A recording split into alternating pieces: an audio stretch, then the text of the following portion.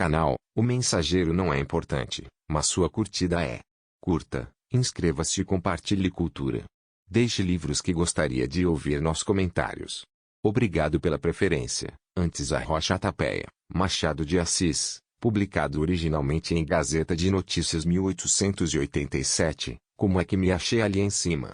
Era um pedaço de telhado, inclinado, velho, estreitinho, com 5 palmos de muro por trás. Não sei se fui ali buscar alguma coisa, parece que sim, mas qualquer que ela fosse, tinha caído ou voado, já não estava comigo. Eu é que fiquei ali no alto, sozinho, sem nenhum meio de voltar abaixo. Começar a entender que era pesadelo. Já lá vão alguns anos. A rua ou estrada em que se achava aquela construção era deserta. Eu, do alto, olhava para todos os lados sem descobrir sombra de homem. Nada que me salvasse, pau nem corda. Ia aflito de um para outro lado, vagaroso, cauteloso, porque as telhas eram antigas, e também porque o menor descuido far-me-ia escorregar e ir ao chão. Continuava a olhar ao longe, a ver se aparecia um salvador. Olhava também para baixo, mas a ideia de dar um pulo era impossível, a altura era grande, a morte certa. De repente, sem saber de onde tinham vindo, vi embaixo algumas pessoas, em pequenos números, andando, umas da direita, outras da esquerda.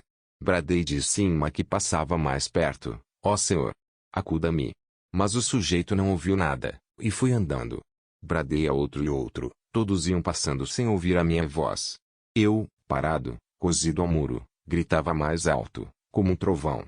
O temor ia crescendo, a vertigem começava, e eu gritava que me acudissem, que me salvassem a vida, pela escada, corda, um pau, pedi um lençol, ao menos, que me apanhasse na queda. Tudo era vão. Das pessoas que passavam só restavam 3, depois 2, depois uma. Bradei a essa última com todas as forças que me restavam: acuda! Acuda! Era um rapaz, vestido de novo, que ia andando e mirando as botas e as calças. Não me ouviu, continuou a andar, e desapareceu. Ficando só, nem por isso cessei de gritar. Não via ninguém, mas via o perigo. A aflição era já insuportável, o terror chegara ao paroxismo. Olhava para baixo, olhava para longe, bradava que me acudissem, e tinha a cabeça tonta e os cabelos em pé. Não sei se cheguei a cair. De repente, achei-me na cama acordado.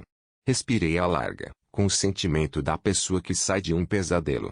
Mas aqui deu-se um fenômeno particular, livre de perigo. Entrei a saboreá-lo. Em verdade, tivera alguns minutos ou segundos de sensações extraordinárias. Vivi de puro terror, vertigem e desespero, entre a vida e a morte, como uma peteca entre as mãos destes dois mistérios. A certeza, porém, de que tinha sido sonho dava agora outro aspecto ao perigo, e trazia à alma o desejo vago de achar-me nele outra vez. Que tinha, se era sonho.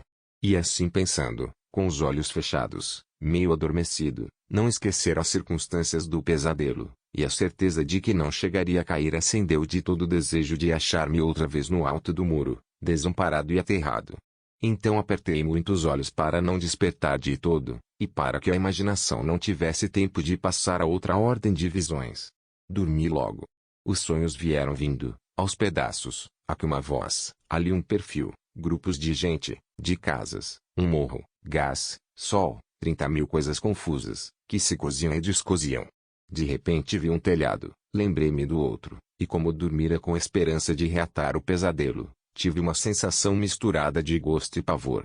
Era o telhado de uma casa, a casa tinha uma janela, a janela estava um homem, este homem, cumprimentou-me risonho, abriu a porta, fez-me entrar, fechou a porta outra vez e meteu a chave no bolso. Que é isto? Perguntei-lhe. É para que nós não incomodem, acudiu ele risonho. Contou-me depois que trazia um livro entre mãos, tinha uma demanda e era candidato a um lugar de deputado, 3 matérias infinitas. Falou-me do livro, 300 páginas, com citações, notas, apêndices, referiu-me a doutrina, o método, o estilo, leu-me 3 capítulos. Gabei-os, leu-me mais 4.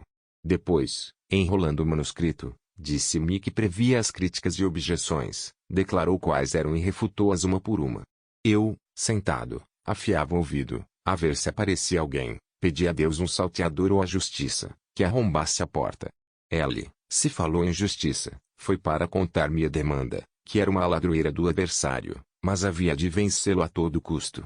Não me ocultou nada, Ouvi o motivo, e todos os trâmites da causa, com anedotas pelo meio, uma do escrivão que estava vendida ao adversário, outra de um procurador, as conversações com os juízes, 3 acórdãos e os respectivos fundamentos. À força de pleitear, o homem conhecia muito texto, decretos, leis, ordenações, citava os livros e os parágrafos, salpicava tudo de perdigotos latinos. Às vezes, falava andando, para descrever o terreno, era uma questão de terras aqui o rio, descendo por ali, pegando com o outro mais abaixo, deste lado as terras de fulano, daquele as de cicrano. Uma ladroeira clara, que me parecia. Que sim. Enxugou a testa, e passou a candidatura. Era legítima, não negava que pudesse haver outras aceitáveis, mas a dele era mais legítima. Tinha serviços ao partido, não era aí qualquer coisa, não vinha pedir esmola de votos. E contava os serviços prestados em 20 anos de lutas eleitorais, luta de imprensa, apoio aos amigos, obediência aos chefes. E isso não se premiava. Devia ceder o seu lugar a filhos. Leu a circular, tinha 3 páginas apenas, com os comentários verbais, 7. E era um homem destes que queriam deter o passo. Podiam intrigá-lo, ele sabia que o estavam intrigando. Choviam cartas anônimas. Que chovessem. Podiam vasculhar no passado dele, não achariam nada, nada mais que uma vida pura, e, modéstia à parte, um modelo de excelentes qualidades. Começou pobre, muito pobre, se tinha alguma coisa era graças ao trabalho e à economia, as 2 alavancas do progresso. Uma só dessas velhas alavancas que ali estivesse bastava para deitar a porta abaixo, mas nenhuma nem outra, era só ele, que prosseguia, dizendo-me tudo o que era, o que não era, o que seria, e o que teria sido o que viria a ser, um Hércules, que limparia a estrebaria de aljastraço, um varão forte, que não pedia mais que tempo e justiça. Fizessem-lhe justiça, dando-lhe votos, e ela se incumbiria do resto. E o resto foi ainda muito mais do que pensei. Eu, abatido, olhava para a porta, e a porta calada, impenetrável, não me dava a menor esperança. Lá se atilgue esperança. Não, cá está mais que a esperança, a realidade deu outra vez comigo acordado, na cama. Era ainda noite alta, mas nem por isso tentei, como da primeira vez, conciliar o sono. Fui ler para não dormir. Por quê? Um homem, um livro, uma demanda, uma candidatura, por que é que temer a vê-los, se ia antes, de cara alegre, meter-me outra vez no telhado em que? Leitor, a razão é simples. Cuido que há na vida em perigo um sabor particular e atrativo, mas na paciência em perigo não há nada. A gente recorda-se de um abismo com prazer, não se pode recordar de um maçante sem pavor. Antes arrocha a tarpeia que um autor de uma nota.